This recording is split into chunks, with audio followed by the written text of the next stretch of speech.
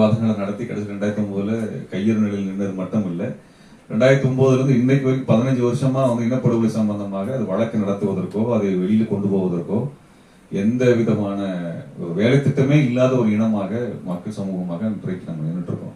அது நம்மளுக்கு ஒரு மிகப்பெரிய தோல்வி. அது தோல்வியை குறித்தான ஒரு பிரங்கையும் இல்லாத ஒரு சமூகமாகவும் நம்ம இயங்கிட்டு இருக்கிறோம். இவ்வளவு ஒரு இன்னைக்கு பாலஸ்தீன இனப்படுகொலை நடந்து கொண்டிருக்கிற காலகட்டத்தில் இருக்கோம். அந்த அன்றாட அந்த செய்தியை நம்மளால பார்க்க முடியல.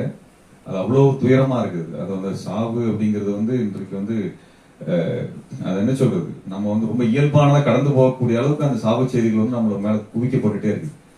அப்ப உலகம் முழுவதும் இனப்படுகொலை 2ஆம் உலக போராட முடிஞ்சிருச்சுன்னு நினைச்ச ஒரு சமய காலகட்டம் வாழ்க்கையில் இருந்தது.